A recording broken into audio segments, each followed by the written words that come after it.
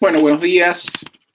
El propósito de esta intervención es analizar básicamente dos textos, como ustedes habrán podido ver en los cronogramas correspondientes, que son los textos de Joe Philly y David Blackburn y el texto de Jürgen Koka.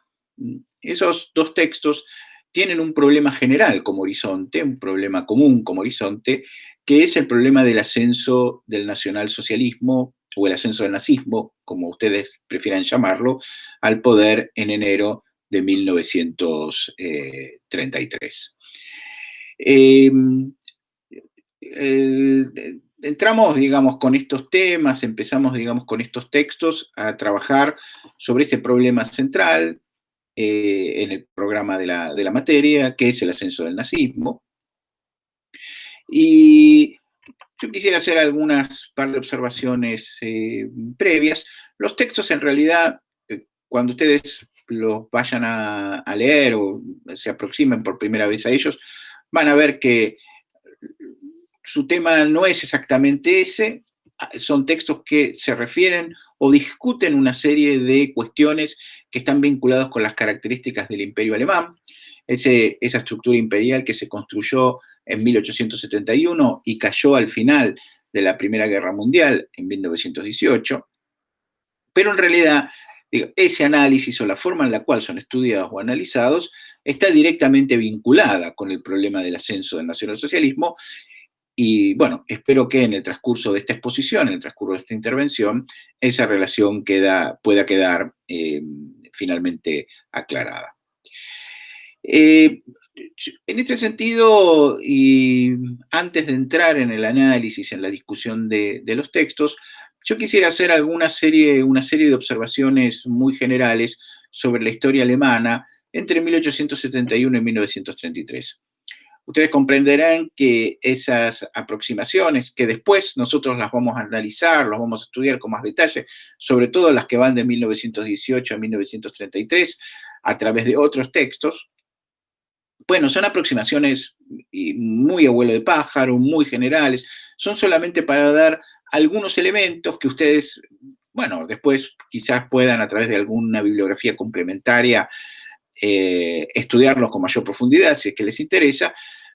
Pero bueno, ahí lo que a mí me parece importante es marcar algunos puntos, marcar algunas cuestiones que son fundamentales para poder entender los argumentos de estos dos textos, ¿no? El primero de la primera cuestión que a mí me parecía importante señalar en este sentido es que si nosotros queremos hablar de Alemania como Estado nacional, es decir, si nosotros queremos pensar en la existencia y en el desarrollo del Estado nacional alemán, nosotros tenemos que partir de una fecha que es enero de 1871. ¿Qué existe antes? Existen confederaciones, alianzas entre estados, acuerdos, pero en definitiva entre estados que están unidos a través de distintos tipos de convenios o de acuerdos, pero que en definitiva son estados independientes. Es decir, si uno mira antes de esa fecha, lo que encuentra es una realidad política muy diversa, muy heterogénea, además de esas confederaciones, obviamente, o dentro de esas confederaciones uno encuentra pequeños reinos, encuentra estados independientes, alguna ciudad independiente en algún caso también. Entonces ahí estamos hablando de un proceso de construcción de un Estado nacional tardío, así como generalmente nosotros señalamos Italia a partir de la década de 1860, pero en un proceso que culmina aproximadamente en la misma temporalidad que la construcción del Estado nacional alemán. Bueno, en este caso nosotros podemos hablar efectivamente de un Estado nacional alemán en enero de 1871. Durante ese mes el rey de Prusia se coronó en el Palacio de Versalles, emperador de Alemania, y ahí aparece, digamos, un primer elemento importante a tener en cuenta, el proceso que cataliza la construcción de este Estado nacional alemán, digamos, a partir de esta unión de estados que ya tenían acuerdos previos, es resultado de una guerra. Es una guerra que Prusia libra con Francia, pero bueno, en la cual, podríamos decirlo así, se unen el conjunto de los estados alemanes. No es la primera guerra que obviamente que en ese periodo o en el periodo inmediatamente anterior involucra a los estados que nosotros podemos denominar, que después confluyen en el Estado Nacional Alemán, y ahí hay una característica, ¿no? La fuerza de las experiencias militares que rodean la construcción de ese Estado. En ese sentido, lo que nosotros podríamos decir que la idea de construcción de un Estado Nacional Alemán es una idea que es relativamente antigua. Uno podría decir la construcción de los estados nacionales aparece con fuerza, con urgencia, en muchas regiones de Europa muy vinculadas al peso de la experiencia napoleónica. La facilidad con que los ejércitos, primero los ejércitos revolucionarios franceses y después los ejércitos napoleónicos, logran doblegar a toda una serie de estados existentes en el centro de Europa o en el sur de Europa, como es el caso italiano, empieza a plantear esta pregunta, empieza a plantear esta inquietud acerca de la necesidad de construir un Estado nacional. Va a haber distintas propuestas, distintos ensayos o distintos avances, entre los cuales uno puede incluir también, por ejemplo, la construcción en la década de 1830 de una unión aduanera entre esos estados, los intentos que se realizan a partir de 1848, digamos en el contexto de las revoluciones de 1848, donde hay un conjunto de representantes reunidos en Frankfurt que tratan o intentan avanzar en ese sentido, ofreciéndole incluso al rey de Prusia la posibilidad de que se corone efectivamente como emperador de Alemania, cosa que el rey de Prusia finalmente no acepta. Pero digamos, en definitiva, ahí nosotros podemos desde esas décadas, 1815, 20, empezar a ver cómo empieza esa reflexión, empieza esta preocupación por la construcción del Estado nacional, de un Estado nacional, de un Estado unificado en Alemania. Cuando uno piensa en esos procesos de unificación de este Estado nacional alemán, uno puede ver que no hay un solo proyecto de construcción de un Estado nacional en Alemania, hay por lo menos dos. Y esto es, digamos, cierto consenso entre los historiadores en plantear que existen estos dos proyectos, que son el proyecto de construcción de una gran Alemania, que es la construcción de un Estado de dimensiones importantísimas, podríamos decirlo así, liderado por Austria, y el proyecto de construcción de una pequeña Alemania, que es el proyecto que lidera el Estado de Prusia. Ahí uno podría decir hay diferencias, obviamente, que tienen que ver con las características de cada uno de los reinos, de cada uno de los estados que quiere liderar ese proceso.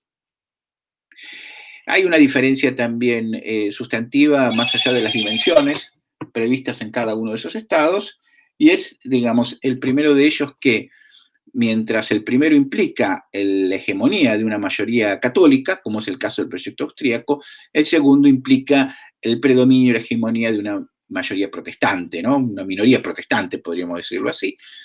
Uno un liderazgo católico, otro un liderazgo luterano. Y esa es una dimensión importante para entender la política alemana, al menos en la primera mitad del siglo XX y finales del siglo XIX, ¿no? Son cuestiones o variables que en ese sentido es importante considerar, es importante tener en cuenta. Desde las décadas de 1800, durante la década de 1860, hay varios enfrentamientos que van a ir definiendo esa situación. Hay primero un enfrentamiento en el cual Austria y Prusia de manera conjunta se enfrentan con Dinamarca. Después va a haber un enfrentamiento entre Austria y Prusia, en el cual Austria queda finalmente separada del proceso de construcción del Estado Nacional Alemán, de ese proyecto de conformación, y después la guerra con Francia, la guerra entre Prusia y Francia, la guerra franco-prusiana en 1871, que podríamos decirlo así, es la última fase de ese proceso de construcción del Estado Nacional. Prusia es el Estado que lidera ese proceso de construcción. Es un Estado en realidad de amplias dimensiones, aunque su núcleo originario está en lo que nosotros llamaríamos hoy, consideraríamos hoy el este alemán, pero en realidad, sobre todo desde el reordenamiento del mapa territorial europeo en 1815, Prusia fue incrementando considerablemente su poder, sobre todo en el norte e incluso en el oeste alemán, de lo que hoy es el Estado Nacional Alemán. Entonces, bueno, el liderazgo le corresponde a Prusia, y ahí lo que nosotros vamos a ver es cómo el rey de Prusia, que es Guillermo, se va a transformar en el emperador de Alemania bajo el título de Guillermo I, y el canciller, es decir, que de Prusia, que es lo que en líneas generales en Alemania se considera el jefe de gobierno o el primer ministro, para decirlo con más exactitud, que es Otto von Bismarck, se transforma en el canciller de Alemania, es decir, en el primer ministro alemán, es el gran constructor del Estado Nacional Alemán y la gran figura de la política alemana durante un periodo de casi 30 años, podríamos decirlo así, desde las décadas de 1860, todavía, digamos, en el ámbito prusiano, hasta finales de la década de 1880, en la década en la que va a ser desplazado finalmente del poder. A mí me parece importante marcar en los inicios algunas características muy generales de las primeras fases de construcción del Estado. Decíamos recién, es un Estado que se construye sobre la base de varios procesos, de varias guerras, de varios procesos militares. Lo que se construye en Alemania es en definitiva una monarquía parlamentaria. Hay un emperador y después hay un parlamento. Ese parlamento es elegido por sufragio universal. Al lado de ese parlamento, ese Reichstag, hay una organización, un consejo que agrupa a los estados, que a veces se lo llama Bundesrat, a veces se llama Reichsrat, que representa la hegemonía prusiana. Es decir, acá nosotros tenemos un sistema federal que tiene esas características.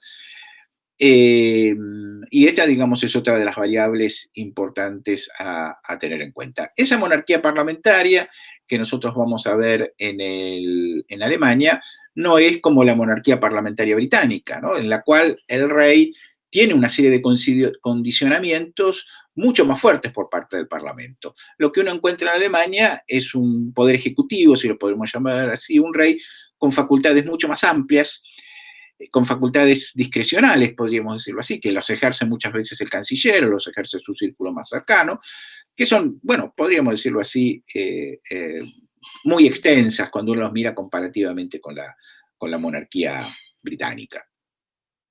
Es importante tener en cuenta también que ese Estado en sus inicios se construye sobre la base de una serie de tensiones y de enfrentamientos muy fuertes.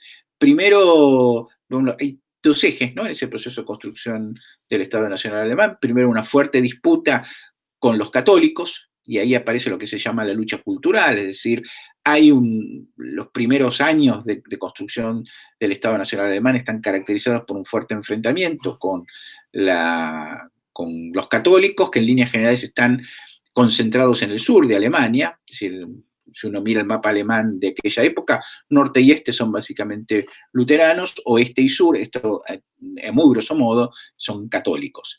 Entonces hay un primer enfrentamiento muy fuerte en la construcción del Estado Nacional Alemán entre luteranos y católicos, el Estado luterano contra los católicos a través de lo que se llama la Kulturkampf, o la lucha cultural.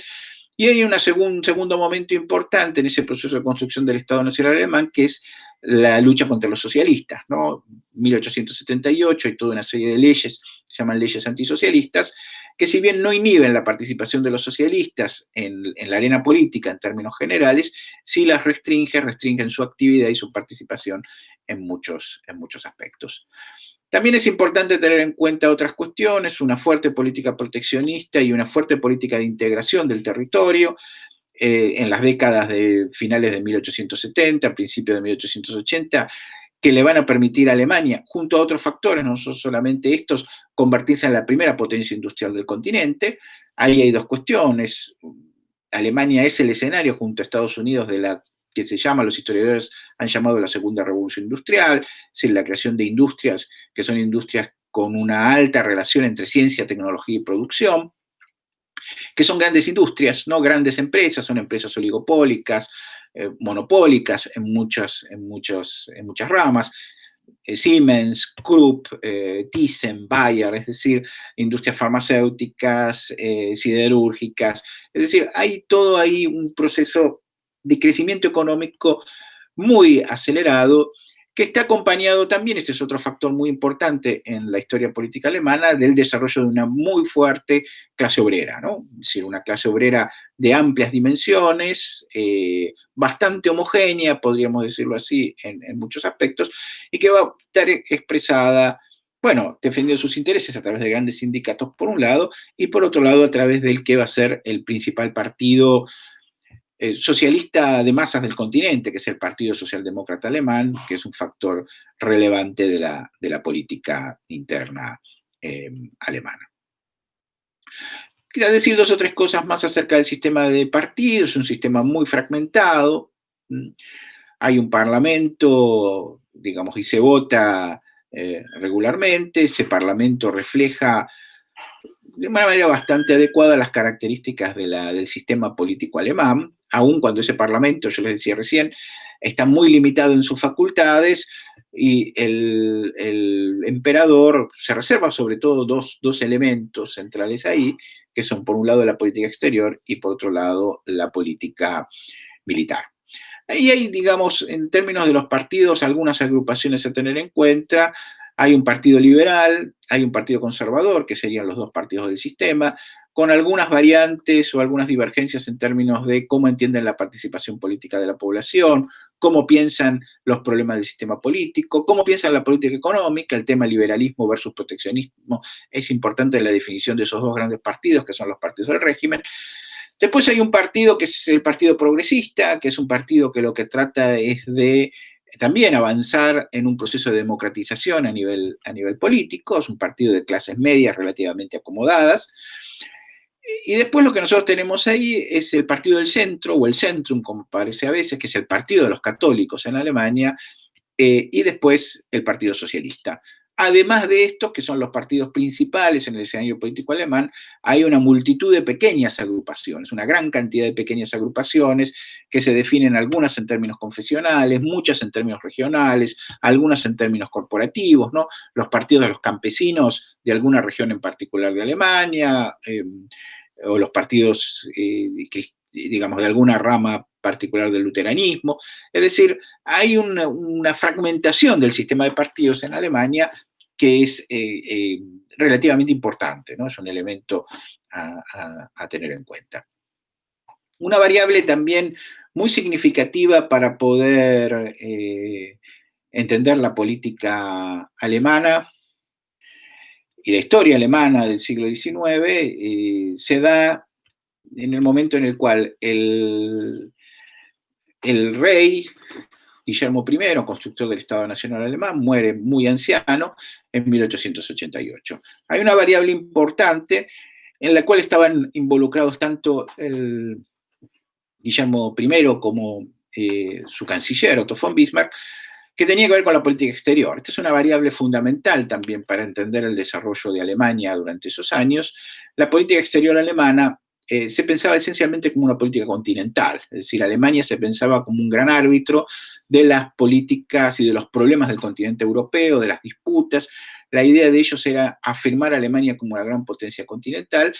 Esto cambia cuando Guillermo I fallece, va a ser, digamos, su sucesor, que es su hijo, que estaba muy enfermo, Federico Guillermo, va a quedarse unos meses solamente como emperador, y va a ser sustituido finalmente por el nieto de Guillermo II, por el nieto de Guillermo I, que es Guillermo II.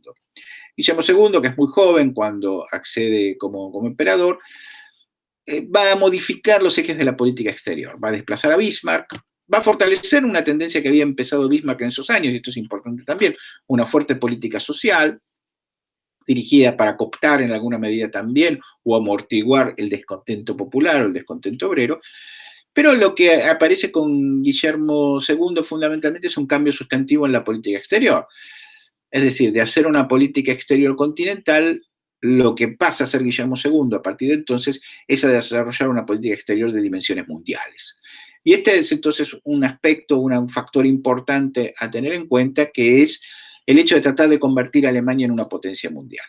Esto es lo que para algunos historiadores, para algunos digo, explica en algún modo también el origen de la Primera Guerra Mundial. ¿Por qué, digamos, el intento de Alemania de transformarse tardíamente en potencia imperial, de tratar de transformarse en potencia colonial, o incrementar, ya lo era, ¿no? Incrementar de alguna manera su poderío colonial, lo lleva a un enfrentamiento con quien es la primera potencia global en aquel momento, que es Inglaterra. Entonces, esta tensión entre Alemania e Inglaterra, unida a otro tipo de cuestiones menores, es en definitiva la que explica el origen de la Primera Guerra Mundial.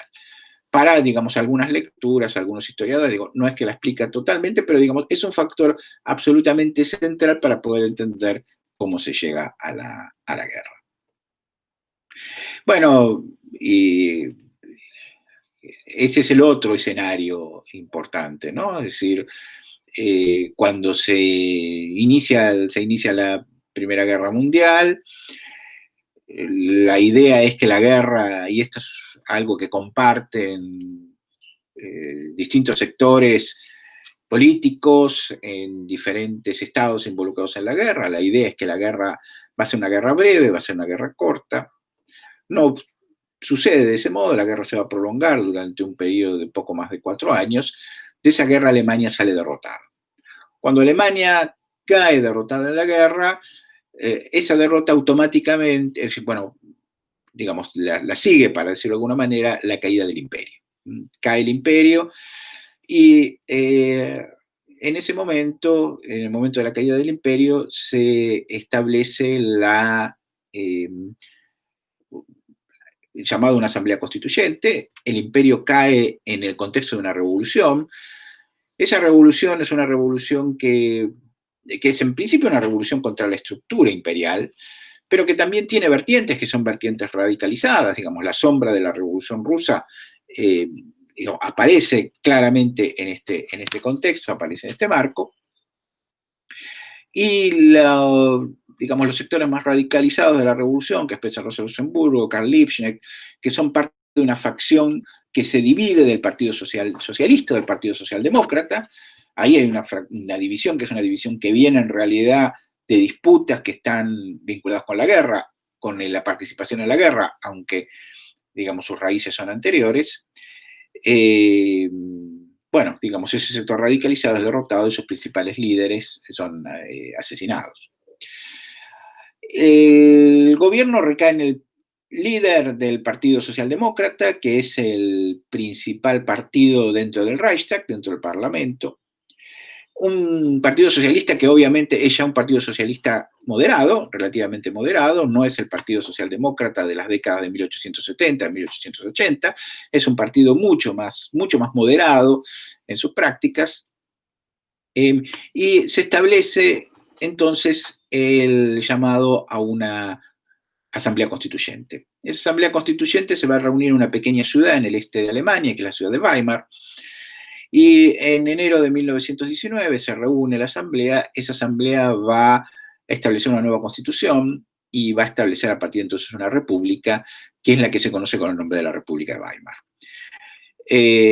Ahí me parece que es importante tener en cuenta la derrota alemana en la guerra genera unas muy fuertes reacciones dentro de la sociedad, radicaliza a muchos sectores dentro de esta sociedad, digamos, permite el ascenso o la aparición, mejor dicho, más que el ascenso, la aparición de una serie de pequeñas agrupaciones que son agrupaciones fuertemente nacionalistas, son agrupaciones pangermanistas, es decir, plantean la necesidad de superar las divisiones entre todos los alemanes de Europa y construir un solo Estado alemán. El antisemitismo es también uno de esos elementos de estas organizaciones, de estas agrupaciones. Una de estas agrupaciones es el Partido de los Obreros Alemanes, digo, son agrupaciones relativamente pequeñas, cuyo líder es un señor que se llama, bueno, que rápidamente se va a transformar en líder de esa agrupación, es un señor que se llama Adolf Hitler. Se establece una república, entonces esa república se establece sobre la base de una constitución, que es una constitución de avanzada, una constitución progresista, que reconoce los derechos sociales, reconoce los derechos de la mujer, establece un gobierno parlamentario con fuerte hegemonía parlamentaria, aunque, digamos, esa hegemonía parlamentaria está contrarrestada hasta cierto punto por un poder presidencial relativamente fuerte. Para construir, el presidente es más jefe de Estado, aunque tiene atribuciones para poder, por ejemplo, suspender las garantías constitucionales e intervenir los estados federales, por ejemplo, en una situación de emergencia, ¿no? Pero el Parlamento, en el que recae en realidad el gobierno, porque es un gobierno parlamentario, para poder constituir gobierno hay que constituir primero una mayoría parlamentaria. Ese Parlamento es un Parlamento electo por sufragio universal, masculino y femenino, Y además tiene una característica particular y es que está caracterizado por la representación proporcional. Y esto, lo digo entre paréntesis, después en algún otro momento vamos a volver a hablar de eso, esa representación proporcional es de alguna manera problemática en un sistema de partidos como el alemán, que es un sistema muy fragmentado, ¿no? En el cual las diferencias son muy grandes y construir mayorías parlamentarias es un trabajo muy difícil. Ahí tendríamos que hablar y señalar que las primeras elecciones, las elecciones parlamentarias, las gana lo que se llama, lo que se dio a conocer con el nombre de la coalición de Weimar. La coalición de Weimar está formada por tres grandes partidos. El primero, el principal, el Partido Socialdemócrata Alemán. En segundo lugar, el Partido del Centro, el Partido de los Católicos.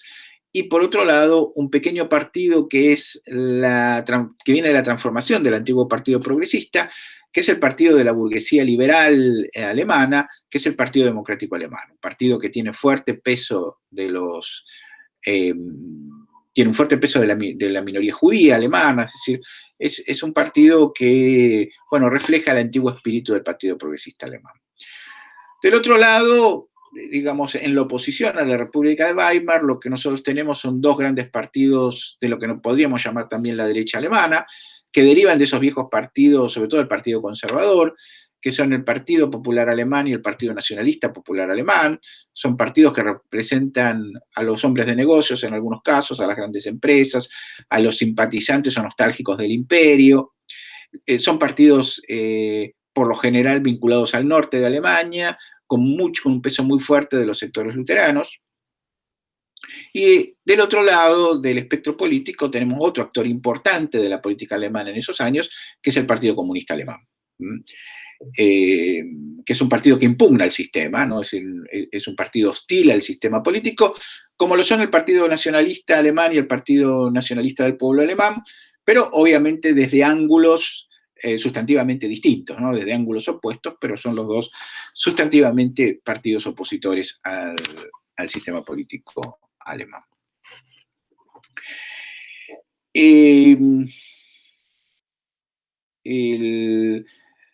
Los líderes de la República de Weimar van a estar sometidos a fuertes tensiones internas desde muy temprano.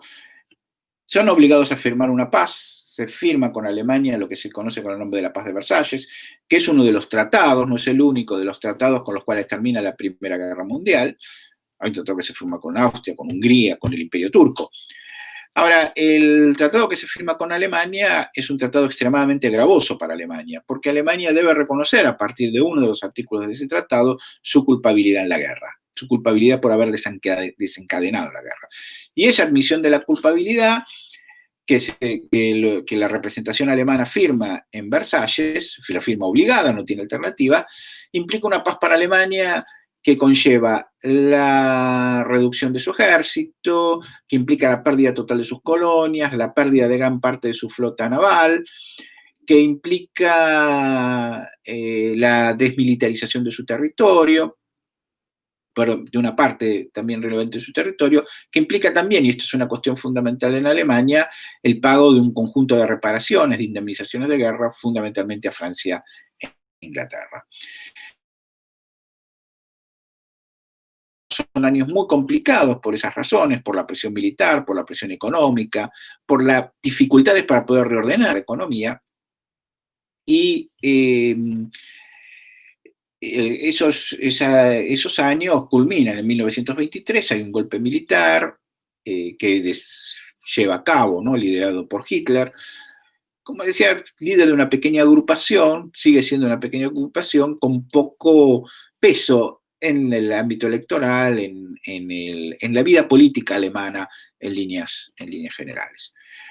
En 1924, en el contexto de la crisis, hay un arreglo que tiene que ver con el tema de los pagos, un reordenamiento de los pagos de las indemnizaciones y reparaciones de guerra, y esto permite de alguna manera mayor estabilidad en una década, en unos años de una década que es una década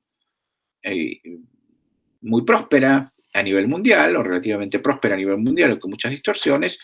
En esos años, a partir de 1924, el sistema político vuelve a consolidarse, aún con cierto tipo de inestabilidad en términos de cómo se arman los gobiernos, pero detrás de esa inestabilidad uno encuentra cierta estabilidad en términos económicos o en términos sociales o políticos generales. Ese proceso termina con la crisis, ¿no? Porque Alemania es en esos años, como son muchos otros países del mundo, muy dependiente de Estados Unidos, muy dependiente de los créditos norteamericanos.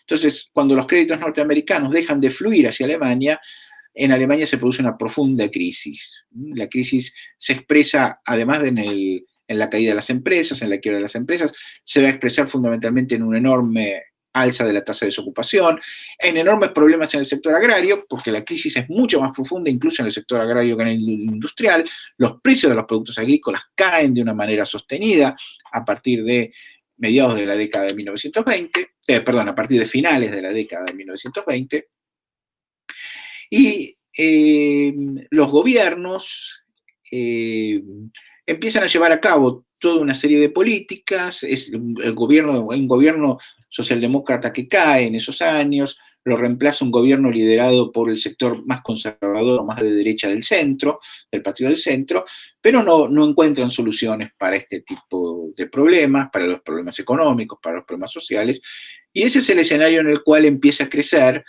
electoralmente, sobre todo, el Partido Nacional Socialista de los Trabajadores Alemanes, que desde el principio se presentó como un partido anti-Weimar, ¿no? O sea, como el partido que no quería saber nada con las instituciones de la República, que cuestionaba sus instituciones, sus prácticas, y finalmente, en una serie de procesos que vamos a analizar con más detalle en otros textos, eh, bueno, en enero de 1933, el presidente alemán, que es Paul von Hindenburg, va a designar a Adolf Hitler canciller del Reich, en un contexto de profunda inestabilidad política marcada en gran medida por el impacto de la crisis. Hitler destruye el Estado de Derecho en Alemania muy rápidamente, desde sus inicios aplica su política de segregación racial, su política de persecución a los judíos. Sobre eso también vamos a hablar más adelante en otras secciones del programa, pero lo que va a establecer muy rápidamente es la destrucción del Estado de Derecho a través de toda una serie de medidas de excepción. Prácticamente en 4 o 5 meses lo que nosotros vamos a encontrar es la destrucción del sistema parlamentario, en la práctica al menos, y la constitución de un sistema de partido único y de una dictadura, que es una dictadura también es una dictadura de partido, es una dictadura también muy centrada en un líder, ¿no? que es Hitler. Bueno, ahí hay un proceso de radicalización permanente, de intento de atacar el orden europeo sostenido en Versalles. Los temas de política exterior pasan a ser una parte cada vez más relevante de la política de Hitler, sobre todo desde mediados de la década del 30. Esos procesos culminan con una serie de actos, la anexión de Austria, el Anschluss en 1938 y en 1939 Checoslovaquia primero, y después la invasión a Polonia en septiembre, que es la que desencadena la Segunda Guerra Mundial. Bueno, la Segunda Guerra tiene distintas etapas. Una nueva etapa se inicia con la invasión a Rusia, que es la etapa de la guerra de exterminio, la etapa más radicalizada de la guerra. En ese contexto, aunque esto está preparado obviamente, y ahí habría también algunas discusiones con medidas anteriores, se produce el Holocausto, sobre todo entre finales de 1941 y principios de 1943. En 1945, Hitler es derrotado. Bueno, ahí aparece una primera pregunta, una primera cuestión, que es el por qué. Es decir, la gran pregunta que se plantea la historiografía alemana, muy de sus inicios, es, bueno, tratar de explicar qué es lo que permitió que Alemania cayera en manos del nacionalsocialismo, ¿no? ¿Qué es lo que permitió que alguien como Hitler en Alemania pudiera hacerse con el poder, pudiera implantar la dictadura, pudiera provocar lo que provocó en términos de destrucción, líneas generales, a nivel mundial y a nivel europeo en particular? Hay una primera interpretación muy cercana a la guerra, que es la de uno de los grandes historiadores alemanes, un historiador conservador, pero de todas maneras, digamos, uno de los grandes historiadores alemanes del siglo XX, que es Friedrich Meinecke, Meinecke escribió un libro en 1945 que se llama La catástrofe alemana, que trató de una explicación que es una explicación multicausal, es una explicación que toma muchos elementos, desde las tradiciones políticas alemanas, el militarismo, pero también, digamos, la incapacidad que tenían los alemanes de resolver problemas que no son problemas solamente alemanes, que son problemas europeos, el problema de cómo incorporar a las masas al sistema político, qué reacción darle digamos, cómo canalizar, digamos, esa incorporación de las masas en los sistemas, en el sistema político, cómo hacer frente a las presiones de la política internacional. El problema de la política externa también cumplía un papel importante en la explicación de Meinecke. Y después, digamos, había algunas cuestiones que incluso tenían que ver con el azar. Un presidente que era un presidente muy anciano, como era Paul von Hindenburg, muy presionado por un círculo cercano que en definitiva quería encumbrar a un personaje cínico, oportunista como era Hitler en el poder. Es decir, era una explicación que tomaba muchísimos elementos, entre los cuales las tradiciones alemanas tenían un papel, pero no eran las únicas, y podríamos decirlo, probablemente tampoco eran las centrales en esta explicación. La explicación de Meinecke fue una explicación que tuvo fuerte aceptación, podríamos decirlo así, historiográfica en los años 50. En 1961 aparece una tesis que es la de un historiador que se llama Fritz Fischer, que Fischer en realidad plantea un problema, es un libro muy tradicional en su factura, en su argumentación. Fischer plantea una cuestión central y es que ya no busca las explicaciones en el azar o en la política exterior, o no busca explicaciones demasiado eclécticas, sino que plantea directamente la idea de que la Primera Guerra Mundial, y ahí hay una relación directa entre Primera y Segunda Guerra, entre Primera Guerra y nazismo, pero el texto es un texto sobre la Primera Guerra, lo que dice es que la Primera Guerra fue armada, organizada por los círculos políticos alemanes, ¿no? Es decir, pone en los grupos de poder alemanes en 1914 la responsabilidad central en la cuestión de la guerra.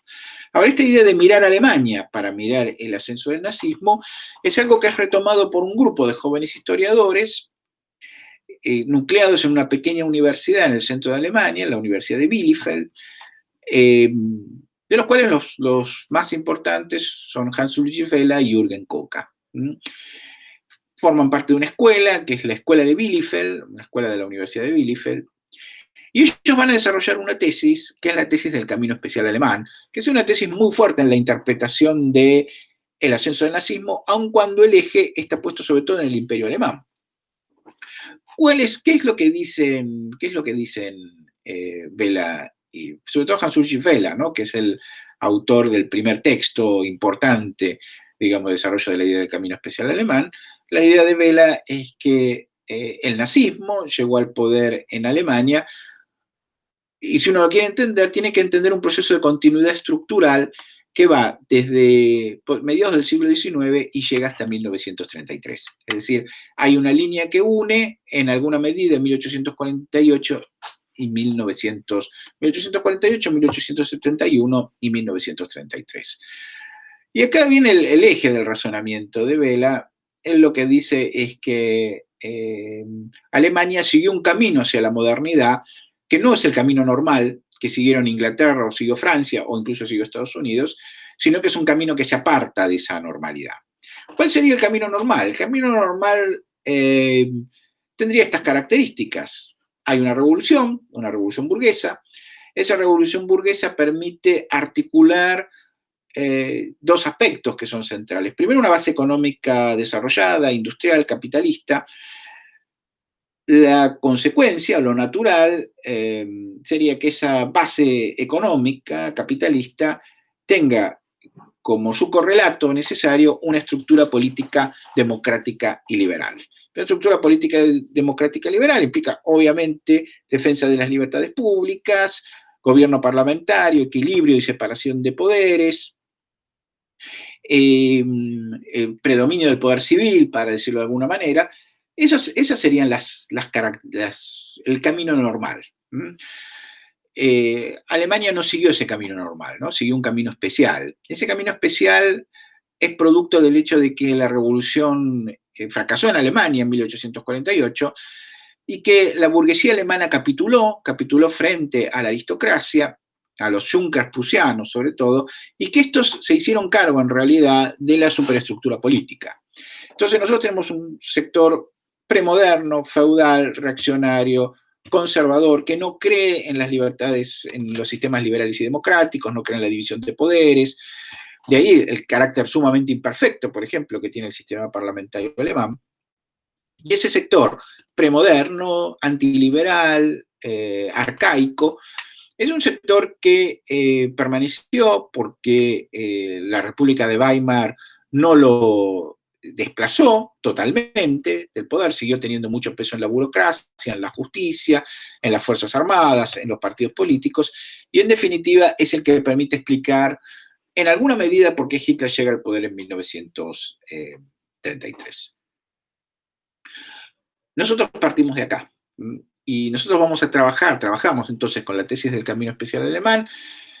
En realidad, y esto es un problema también de la bibliografía que tenemos disponible, lamentablemente los textos más representativos del Camino Especial Alemán, de esa tesis, no los tenemos traducidos al español. Entonces trabajamos aquí con un texto que en principio es una crítica, no es la mejor manera de poder entender una tesis, leerla a partir de sus críticos, pero bueno, en parte es lo que nosotros tenemos aquí hoy, que es el texto del artículo de Joe Field y David Blackburn, ¿no? Que ustedes tienen para leer. Y es un texto que nosotros tenemos de una traducción de una revista española que se llama Zona Abierta. Es una crítica a esa tesis. Es decir, parte de una fuerte crítica, de un fuerte cuestionamiento de la tesis del Camino Especial Alemán. ¿Cuál es la base de la crítica de esa tesis, ¿no? Y yo la voy a resumir muy brevemente y probablemente en un encuentro sincrónico posterior la podemos ver con más claridad. Bueno, hay una primera cuestión y es que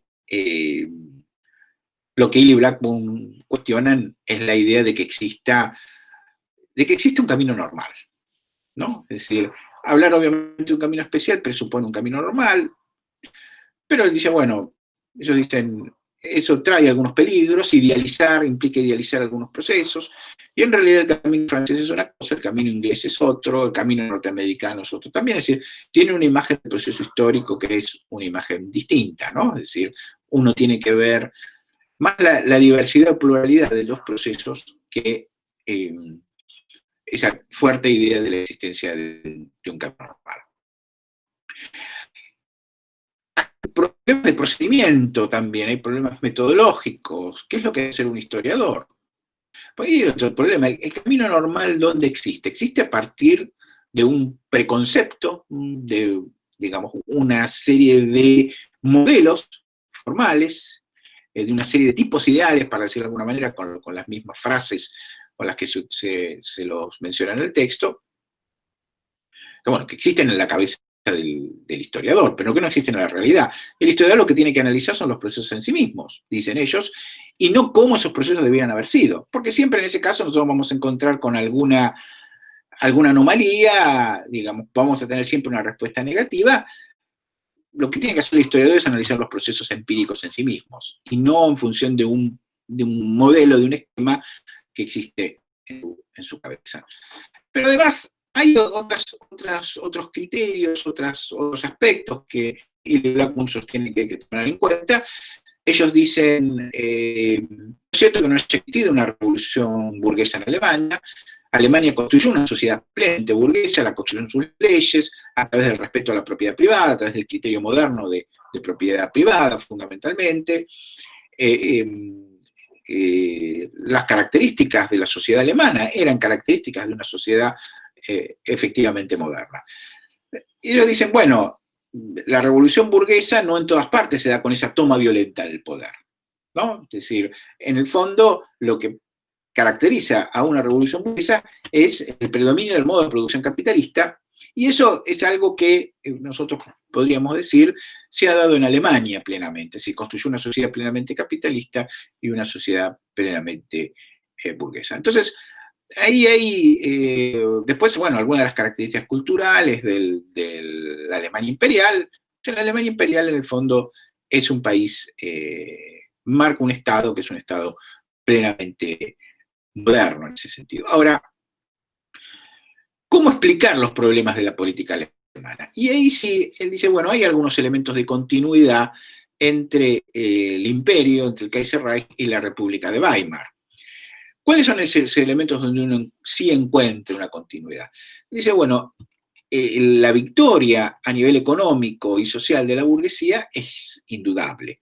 La unidad a nivel económico y social que logra la burguesía es indudable. Ahora, esa unidad no se traslada necesariamente a nivel político. Entonces, el predominio es un predominio que se fragmenta cuando pasa del ámbito económico y social al ámbito político. Porque la burguesía alemana se divide desde el punto de vista político. Hay una burguesía que quiere ampliar los márgenes de la democracia, ampliar los márgenes de la participación, una burguesía muy impulsada por una clase media más progresista que lo que quiere es ampliar las bases de ese sistema democrático alemán, frente a otra que es mucho más restrictiva. Esa burguesía se divide también por otras razones, se puede dividir por motivos económicos, se puede dividir por motivos confesionales, hay una fuerte fragmentación, y tiene que hacer frente a esa fragmentación cuando tiene una fuerte presión desde abajo. De campesinos en parte, pero fundamentalmente de una clase obrera, ¿no? Si la clase obrera mejor organizada desde el punto de vista político, que impugna al sistema, le impugna en las décadas de 1870 y 1880, y es un peligro, lo va a hacer después en las condiciones críticas, en alguna medida también de la República de Weimar. Entonces el problema es cómo resuelve esa amenaza que le viene desde abajo en función de esa debilidad. Y ahí hay dos elementos sobre los cuales el texto de Illy Blackburn establecen algunas cuestiones, algunas observaciones importantes a tener en cuenta, y ahí aparecen dos actores, que son los actores que representan podríamos decirlo así, a los sectores que gobiernan en Alemania, los sectores que tienen el control. Él habla de la vieja banda. Cuando él habla de la vieja banda, lo que se refiere son a los antiguos grupos vinculados al imperio, el viejo imperio en la República de Weimar, y a la vieja guardia o la nueva guardia, si hay que llamar, los sectores modernos, por otro lado, son los que representan al gran capital que han centrado las grandes empresas. Y ahí hay un problema, dos cuestiones. Cuando uno lo piensa en función de los viejos sectores, lo que el nazismo les permite a esos viejos sectores políticos que representan a la burguesía, que están en crisis, es la posibilidad de hacer política demagógica, ¿no? Es decir, lo que ellos no pueden hacer es construir política de masas, construir una alternativa de masas, y eso es lo que Hitler puede hacer, es decir, tiene capacidad para hacer política demagógica, cosa que no tienen estos sectores de la vieja guardia. Y cuando uno piensa en la nueva guardia, para decirlo de alguna manera, el sector del capitalismo, en el contexto de la crisis económica, en la desesperación frente a las consecuencias de la crisis económica, el nazismo le da una solución, le da una salida, le da una alternativa en ese contexto de crisis a los sectores del capitalismo concentrado. Entonces, ahí lo que aparece es el intento de construir una alternativa a la explicación tradicional del camino especial alemán, ¿no? ¿Qué es lo que nosotros vemos en el otro texto, ¿no? Que es el texto de Jürgen Koka? Bueno, el texto de Jürgen Koka es uno de los integrantes de esa escuela de Bielefeld. El texto es posterior a las críticas que nosotros hemos visto en Illy Blackburn, pero que también han desarrollado otros autores. Y ahí, bueno, aparece esta cuestión de qué recuperar de esa tesis. Y lo que uno puede ver en Koka es un intento de recuperar aspectos de esa tesis, para decirlo de alguna manera, retomar la validez de esa tesis, pero claro, en una línea que es una línea mucho más moderada, que es una línea mucho más cautelosa, no es la versión original de la tesis, sino que es una tesis prestando atención a todas aquellas críticas que ha recibido a lo largo de los años. Hay una cosa que es importante ahí, es, señalar los errores que en todo caso pudo tener esa tesis. Efectivamente, el Kaiserreich es muy moderno, esa burguesía, bueno, ahí también hay algunas dudas, pero bueno, no era una burguesía una clase dirigente tan arcaica como se podía pensar. Pero en el fondo lo que Coca dice es, bueno, hay algunas peculiaridades alemanas, hay algunas particularidades que separan a Alemania de otros países europeos. Hay ahí una reivindicación de la utilidad del régimen comparativo. La comparación permite formular nuevas preguntas, la comparación también permite prestar atención quizás a ciertos materiales empíricos que si uno no compara no se pueden advertir. Entonces hay una fuerte defensa de lo que implica el método comparativo en Coca. Pero además, y esto es una de las cuestiones que a mí me parece importante, Coca sostiene algunos elementos, yo creo que el más importante que ustedes van a ver ahí es el hecho de señalar que en Alemania se resuelven de manera simultánea tres cuestiones que en el resto de los países europeos se dieron en momentos distintos. La cuestión del Estado, la cuestión constitucional y la cuestión social. Es decir, cómo organizar de manera, cómo organizar el Estado, la formación misma del Estado y cómo resolver el problema de la cuestión social. Y eso va a generar toda una serie de distorsiones. Y acá yo creo que eso no lo podría explicar en estos términos. Si uno mira Inglaterra, en Inglaterra hay un proceso de formación del Estado y un proceso de organización política, de organización de las normas que van a regir ese Estado, ese nuevo tipo de Estado, esa nueva organización del Estado del siglo XVII. Cuando se produce, y ese Estado es un Estado consolidado, armado, estructurado, cuando se producen todos los problemas, todas las cuestiones que tienen que ver con la conformación de la clase obrera en el siglo, más hacia final del siglo XVIII, principio del siglo XIX, ese Estado ya está consolidado, puede absorber o procesar esos conflictos, puede procesarlos armónicamente. Hay una cuestión de tiempo, podríamos decirlo así. Eso no ocurre en Alemania, ¿no? Es un nuevo Estado que se encuentra frente a desafíos sociales y desafíos políticos extremadamente fuertes, extremadamente duros, y ahí aparece el peso excesivo del Estado, el peso excesivo de la burocracia, el hecho de que se piense siempre que el Estado tiene que resolver los problemas de la sociedad, un Estado relativamente fuerte.